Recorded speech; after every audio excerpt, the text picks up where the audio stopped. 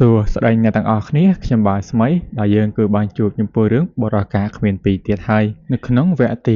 17ដែលយើងក៏បានដឹងផងដែរថារឿងរបស់យើងបញ្ចប់នៅពេលដែលអាប៉ែស្អីគេដែលវាស្ថិតនៅក្នុងត្រកូលខ្លាខ្មៅដែលវាពិតជាហ៊ានប្រហើនជាមួយនឹងដើមឈើបុរាណប៉ុន្តែវាក៏ត្រូវបានតាវាគឺបានជួយសង្គ្រោះបើមិនដូច្នោះទេប្រហែលវាអាចនឹងត្រូវស្លាប់នៅក្នុងកម្ដាប់ដៃរបស់ដើមឈើបុរាណបាទទៅហើយតារបស់វាក៏បានវាយទៅកាន់វាដោយសារតែវាដឹងថាអាណាធំអាណាតូចដើមឈើអមតៈរបស់យើងវិញគាត់នឹងសម្លាប់ទៅកាន់ពួកគេព្រោះថាអាតាកញ្ចាស់មីងសានពិតជាដឹងអំពីអត្តចរិតរបស់គាត់ហើយដោយសារតែមិនចង់ឲ្យត្រកូលខ្លាខ្មៅរបស់គាត់ត្រូវបានបំផ្លាញគាត់ក៏សុខចិត្តសម្លាប់ទៅកាន់ចៅប្រុសរបស់គាត់តែម្ដងកូនចៅត្រកូលខ្លាខ្មៅគ្រាន់តែឃើញហើយមានការភ័យខ្លាចដោយសារតែមីងសានវាហ៊ានធ្វើដូច្នេះហើយដើមឈើបុរាណក៏បានទុកជីវិតឲ្យវាប៉ុន្តែក៏មានភារកិច្ចផងដែរដែលឲ្យវាស្វែងរកជាមួយនឹងថ្មហ៊ុនយន្តយ៉ាងហោចណាស់បាន50វាក៏បានយល់ព្រមផងដែរវាក៏ភ្ញាក់ផ្អើលតើលោកម្ចាស់ដែរដើមឈើបុរាណគឺចង់ឲ្យរើនឹងតែគេចេតនាហេតុអ្វី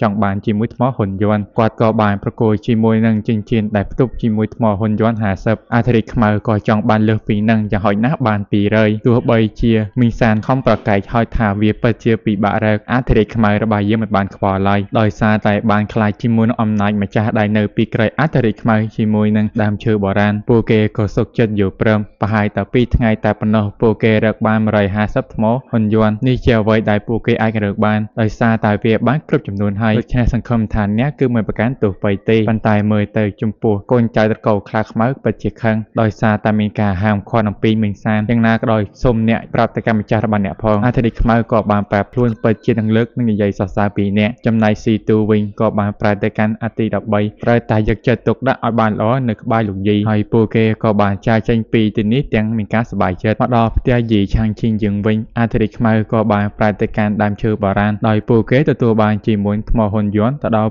200ថ្មមើលទៅវាពិតជាបានច្រើនដើមឈើអមតៈក៏បានឲ្យអធិរាជខ្មៅយកមុខមាត់ចុះខ្លួនគឺមិនចង់បាននោះទេហើយចំពោះអទី13ក៏បានយកចិញ្ចៀនមនុស្សយកទៅទុកឲ្យទៅកាន់យីឆាងឈីងពេលព្រឹកឡើងយីឆាងឈីងក៏បានឃើញអទី13កំពុងតែដេកនៅក្បែរខ្លួនចំនិយាយឲ្យវៃហើយគាត់ក៏បានឃើញជាមួយនឹងចិញ្ចៀនមួយនោះផងដែរនៅពេលដែលគាត់ពិនិត្យមើលឃើញជាមួយនឹងថ្មហ៊ុនយន្តដ៏ច្រើនមើលទៅវាពិតជាល្អនៅក្នុងការឲ្យគាត់វឹកហាត់ឬក៏ជាការដាំដុះរបស់គាត់ឲ្យកាន់តែមានការរីកចម្រើនយីឆាងឈីងក៏ចាប់ផ្ដើមវឹកហាត់តែម្ដងជាមួយនឹងថ្មហ៊ុនយន្តរបស់គាត់ការវឹកហាត់របស់យីឆាងឈីងវាបង្កឲ្យមានជាមួយនឹងបាតុភូតចម្លែកឬក៏មានជាមួយនឹងការផ្លាស់ប្ដូរយ៉ាងខ្លាំងតែម្ដងសូម្បីតែធម្មពលខាវិញ្ញាណជាច្រើនក៏ត្រូវបានយីឆាងឈីងរបស់យើងស្រួលផងដែរនៅក្នុងនិកាយតៃស៊ានកំពុងតែមានការច្របូកច្របល់ចំពោះប្រតិចារនៅក្នុងនិកាយតៃស៊ានវិញពួកគេកំពុងតែនិយាយពីរឿងដែរធម្មពលខាវិញ្ញាណគឺត្រូវបានគេស្រូបចេញអស់ស្រាប់តែពួកគេក៏បានឃើញជាមួយលោកឆាងស៊ានក៏បានមកដល់ដោយសារតែគាត់នឹងគឺបានទៅស៊ើបអំពីបញ្ហាដែលទើបតែកើតឡើងអំពីធម្មពលខាវិញ្ញាណត្រូវបានបាត់បង់ឥឡូវនេះគាត់បានដឹងហើយថាធម្មពលដែលបានបាត់បង់វាចេញមកពីទីប្រជុំជនសៀវឈីដែលនោះក៏ជាទីតាំងកន្លែងលោកយីគឺកំពុងតែវឹកហាត់មើលទៅគាត់គ្រាន់តែការវឹកហាត់ធម្មតាសោះប៉ុន្តែស្រូបយកពិតជាខ្លាំងស្រាប់តែវូសងក៏បានចេញអំពីការវឹកហាត់មើលប្រតិចារនៅក្នុងនិកាយតៃស៊ានមានការភ្ញាក់ផ្អើលដោយសារតែវូសងនឹងនាងគឺបានឈានទៅដល់កម្រិតមួយដ៏អស្ចារ្យហួសិនឬក៏អាចហៅថាកម្រិតព្រះឯណោះមើលទៅការវឹកហាត់របស់នាងគឺពិតជាមិនធម្មតានោះទេហើយពួកគេនឹងចាប់ផ្ដើមរៀបចំជាមួយនឹងពិធីដើម្បីឲ្យចំពោះវូសងខាឌីជាបុត្រាបរិសុទ្ធតែម្ដងប៉ុន្តែមុននឹងពិធីមួយនេះចាប់ផ្ដើមឡើងពួកគេត្រូវតែទៅអញ្ជើញជាមួយនឹងលោកយីព្រោះថាលោកយីគឺជាភ្ញៀវដ៏មានកិត្តិយសដូច្នេះពួកគេត្រូវតែទៅអញ្ជើញគាត់បង្ហាញចំពោះយីឆាងឈីងវិញគាត់ទទួលបានអំពីសម្បត្តិរបស់កញ្ញាឈីងស៊ូដែលនាងគឺបានចាយចេញពីទីនេះហើយនាងចង់បង្ហាត់ដោយឯកោមិនចង់ឲ្យយីឆាងឈីងរបស់យើងពីបាននោះទេយីឆាងឈីងរបស់យើងក៏មិនបានថាអ្វីផងដែរមើលទៅដោយសារតែនាងទៅខ្ញុំក៏ស្រួលនៅក្នុងការបង្ហាត់ផងដែរស្រាប់តែក៏មាននរណាម្នាក់មកដល់ផ្ទះរបស់គាត់មាននរណាឆ្ងាយពេលក្រៅពីលោកឆាងស៊ានដែលគាត់មើលទៅនេះចង់ពិភាក្សាពីអ្វីមួយជាមួយនឹងយីឆាងឈីងស្រាប់តែគាត់គឺមានការភ្ញាក់ផ្អើលបន្ទាប់ពីបានឃើញជាមួយនឹងពន្លឺដ៏ចាំងអ្វីទេនៅពីក្រោយខ្នងរបស់យីឆាងឈីងដោយនោះគឺជាថ្មហ៊ុនយន្តដែលយីឆាងឈីងរបស់យើងយកមកវាសម្រាប់វឹកហាត់នេះក៏បានធ្វើឲ្យលោកឆាងស៊ានមានការភ្ញាក់ផ្អើលព្រោះថាមនុស្សធម្មតាឯណាទើបអាចវឹកហាត់ជាមួយនឹងថ្មហ៊ុនយន្តមួយនេះបានហាត់មិនស្រួលនឹងត្រូវបានងាប់បាត់ទៅហើយយីឆាងឈីងក៏ចង់ដឹងពីមូលហេតុដែលលោកឆាង ស៊ន់មើលទីនេះលោកឆាងស៊ន់ក៏មិនចង់លាក់បាំងអ្វីផងដែរមូលហេតុមើលទៅនេះក៏ចង់អញ្ជើញយីឆាងឈីងទៅកាន់ពិធីតែងតាំងបរិសុទ្ធនៅក្នុងនិកាយតៃស៊នរបស់គាត់ប៉ុន្តែមើលទៅនេះបានធ្វើឲ្យយីឆាងឈីងបានចាំពីអតីតកាលកាលពី5ឆ្នាំមុនគាត់នឹងត្រូវបានគេមើលងាយឥឡូវនេះបែរជាត្រូវបានគេអញ្ជើញទៅវិញប៉ុន្តែហៅបរិជាយីឆាងឈីងគឺបានយល់ព្រមបន្តពីគាត់គឺបានផ្លាស់ប្ដូរជាមួយនឹងសម្លៀកបំពាក់របស់គាត់រួចហើយគាត់ក៏បានហៅលោកឆាងស៊ន់ក៏ចាប់ផ្ដើមបញ្ចេញដំណើរតែម្ដងយីឆាងឈីងយើងត្រនឹងគិតច្រើនណាស់មិនដឹងថាគួរតែប្រើពាក្យអ្វីទេគួរតែនិយាយជាមួយនឹងពួកគេប៉ុន្តែឃើញថាការធ្វើដំណើររបស់ពួកគេហ្នឹងគឺដើរទៅវិញលោកឆាងស៊ន់ក៏ឆ្ងល់ផងដែរយីឆាងឈីងយើងក៏ចេះតែនិយាយប្រាប់ទៅអ្នកគួរតែដឹងឲ្យមិនដែរឬទេការអានជាមួយសៀវភៅ100,000ក្បាលវាស្មើជាមួយនឹងដំណើររាប់សែនណាយមិនដឹងដែរឃើញនិយាយចឹងចេះតែហាសិនទៅតែការនិយាយហ្នឹងខ្ញុំអាចនឹងនិយាយខុសតិចតួចតែនោះក៏អាចធ្វើឲ្យចំពោះលោកឆាងស៊ន់គឺបានដឹងថាមនុស្សរបស់យើងដំបូងក៏ចាប់ផ្ដើមពីដើមហើយបន្ទាប់មកក៏ចាប់ផ្ដើមវឹកហាត់មើលទៅខ្ញុំគួរតែមិនអាចបំភ្លេចជាមួយនឹងដើមកំណើតខ្ញុំបានទេដូច្នោះពួកគេក៏ចាប់ផ្ដើមបន្តដំណើរទៅមុខទៀតចំមិនគាត់ហោះចឹងវិញហួយដើរសិនណាចំពោះនិកាយតៃស៊នវិញឆាងមីងកំពុងតែរៀបចំជាមួយនឹងពិធីដើម្បីទទួលស្វាគមន៍យីឆាងឈីងស្រាប់តែគេក៏ប្រទល់ជាមួយដំណឹងពីលោកឆាងស៊ន់ហើយពួកគេធ្វើដំណើរយ៉ាងហោចណាស់2ថ្ងៃទើបអាចទៅដល់ជាមួយនឹងនិកាយតៃស៊នព្រោះថានេះគឺជាអ្វីដែលលោកយាយគឺបានប្រាប់ព្រោះថាការអានជាមួយសៀវភៅ100,000ក្បាលវាស្មើនេះដូចជាហៅថាការដើរជាមួយនឹង100,000ម៉ាយហើយ100,000ម៉ាយក៏100,000តាប្រជាវេទនីជាអមតាចូលរឿងរបស់យើងបន្តទៀតពួកគេក៏ចាប់ផ្ដើមរៀបចំជាមួយនឹងពិធីនេះសាមីដើម្បីស្វាគមន៍ជាមួយនឹងយីឆាងឈីងរបស់យើងនិយាយត្រង់ហ្នឹងពួកគេរៀបចំច្រើនណាស់ប៉ុន្តែខ្ញុំខ្ជិលនិយាយពួកគេទាំងពីរនាក់ក៏បានដើរមកដល់ចំពោះនិកាយតៃស៊នផងដែរអ្វីដែលគួរឲ្យភ្ញាក់ផ្អើលនោះយើងឃើញបាត់ហើយថាមានមនុស្សជាច្រើនកំពុងតែមើលរាទះមកកាន់យីឆាងឈីងវូស៊ងជាមួយនឹងឆាងមីងពួកគេក៏បានមើលគោរពផងដែរមើលទៅប្រហែលជាមូលហេតុនេះហើយបានជាមានមនុស្សជាច្រើនពួកគេមករទះខ្ញុំអញ្ចឹងបង្កជាមួយនឹងភាពរញ៉េរញ៉ៃមកកាន់ខ្ញុំមែនហើយនៅពេលដែលពួកគេនិយាយត្រង់នេះចប់ហើយពួកគេក៏បានចូលមកដល់ខាងក្នុងមើលទៅមានជាមួយនឹងអ្នកអ៊ូអឬក៏អ្នកស្វាគមន៍មកកាន់យីឆាងឈីងរបស់យើងជាច្រើនតែម្ដងដោយនេះពួកគេរៀបចំឡើងសម្រាប់តែយីឆាងឈីងរបស់យើងតែប៉ុណ្ណោះយីឆាងឈីងក៏បន្លំសួរថាតើអ្នកបានដឹងអំពីតសញ្ញាណខ្ញុំតាំងពីអង្ការណាមើលស្រាប់តែលោកឆាងស៊ន់ក៏បាននិយាយថាខ្លួនដឹងតាំងពីបានជួបឬក៏ហេតុការណ៍ផ្សេងៗហើយយីឆាងឈីងរបស់យើងនឹងគ្មានជំរើសទេគាត់មានតែសម្ដែងចូលតួជាមួយនឹងពួកគេតែម្ដងទៅ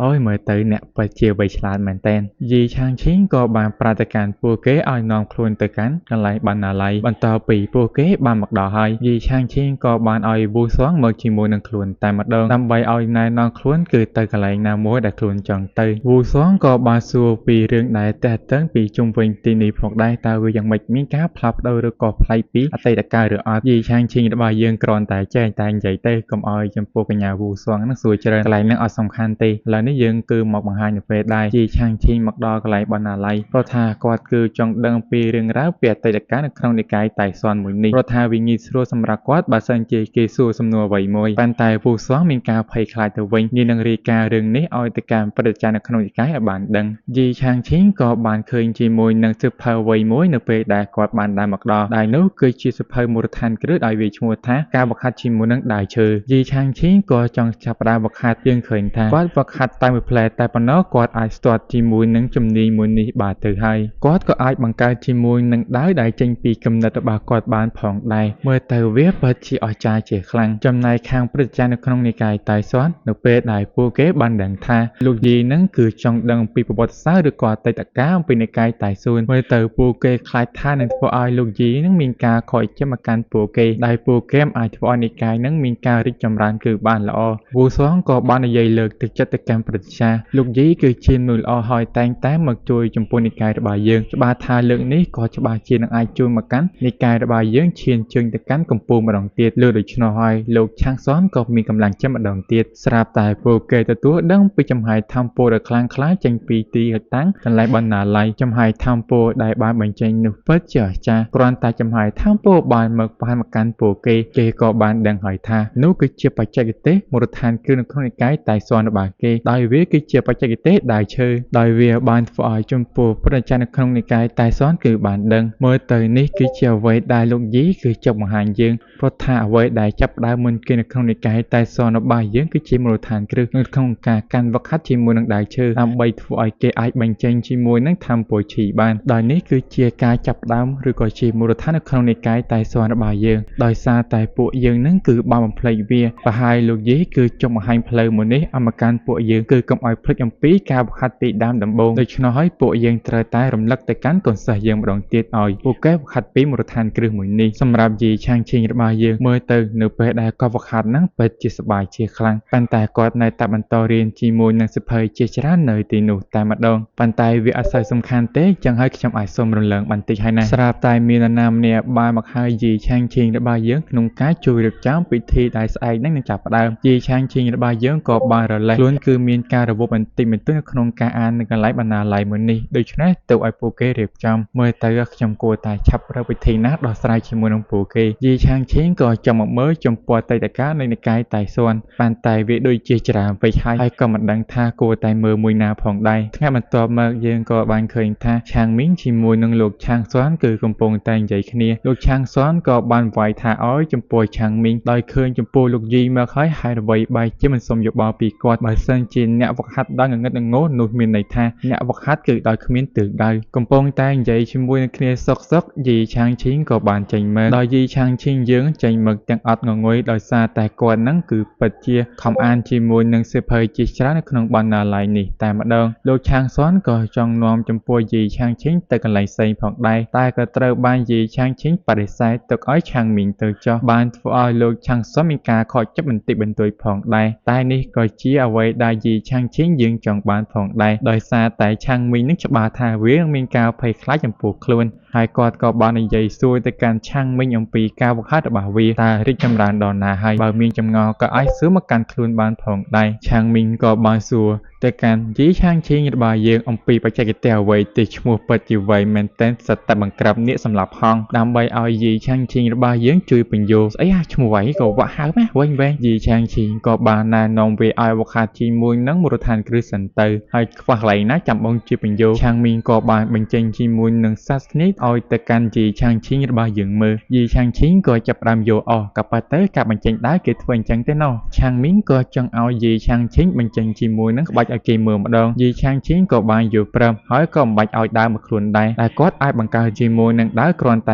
ែការគិតរបស់គាត់តែប៉ុណ្ណោះយើងឃើញថាអ្វីដែលយាយឆាងឈីងបញ្ចេញនឹងវាពិតជាអស្ចារ្យជាខ្លាំងនេះពិតជាដោយអ្វីដែលព្រឹទ្ធាចារ្យឆាងស៊ននិយាយមែនថាលោកយាយពិតជាអស្ចារ្យចំណែកខាងលោកឆាងស៊នកំពុងតែប្រជុំជាមួយនឹងព្រឹទ្ធាចារ្យផ្សេងៗដែលមកពីនិកាយទាំង5ផ្សេងៗខុសៗគ្នាដែលពួកគេនិយាយច្រើនណាស់ត្រង់ហ្នឹងប៉ុន្តែវាពិតជាតប៉ែលើតជាខ្លាំងលោកឌួងហ្នឹងក៏បាននិយាយអំពីរឿងអ្វីមួយដែលគាត់ចង់ប្រាប់ព្រោះថាឥឡូវនេះភិក្ខុសង្ឃដែលមកពីសាសនាព្រះពុទ្ធដែលចិត្តត្រាស់ដឹងពួកគាត់គឺឈិតមកទីនេះហើយបើសិនជាមកទៀតវានឹងអាចបង្កជាមួយនឹងចំនួនម្ដងទៀតដូចជាសាសនាព្រះពុទ្ធជាមួយនឹងសាសនាតៃប៉ុន្តែការនោះសំណាងហើយដែលមាននរណាម្នាក់ដែលអាចទប់ទល់បានប៉ុន្តែឥឡូវនេះមិនដឹងថានឹងមាននរណាម្នាក់អាចទប់ទល់ជាមួយនឹងព្រះសង្ឃម្នាក់ដែលមកពីសាសនាព្រះពុទ្ធនោះទេបើតាមដឹងក្មេងនោះគ្រាន់តែអាយុ3ឆ្នាំឬក៏8ឆ្នាំនោះទេគាត់អាចរៀនជាមួយនឹងគម្ពីរធំឬក៏គម្ពីរលំបាកជាពិសេសហ្នឹងគាត់ក៏ត្រូវបានគេឲ្យនាមថាយូស៊ីបូគ្រាន់តែលើដូច្នោះពួកគេក៏មានការភ្ញាក់ផ្អើលមិនដឹងថាពួកគេនឹងអាចយកឈ្នះទៅកាន់ព្រះសង្ឃតូចមួយនោះបានឬអត់នោះទេត្រង់ហ្នឹងពួកគេពិភាក្សាច្រើនពេកដល់ថ្នាក់ញ៉ាំក៏សង្ខេបឲ្យនៅគ្នាយកតែប៉ុណ្្នឹងទៅបា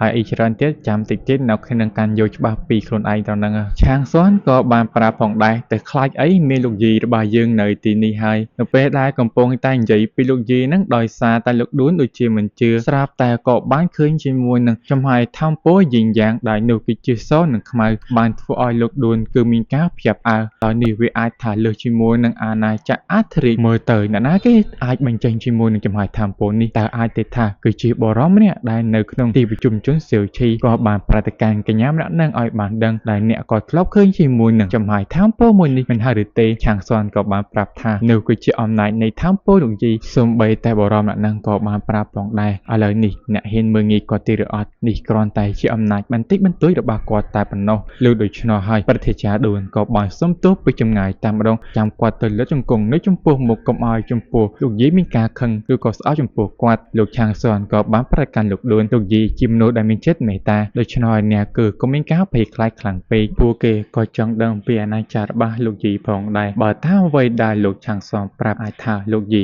គឺលើអំពីអាណាចក្រអធិរាជទៅទៀតដូច្នោះពណ៌ដៃនឹងបានត្រឹមតែមានការភ្ជាប់អាវហើយរឿងក៏បានបញ្ចប់ត្រឹមនឹងហើយយើងចាំមើលថ្ងៃស្អែកតទៀត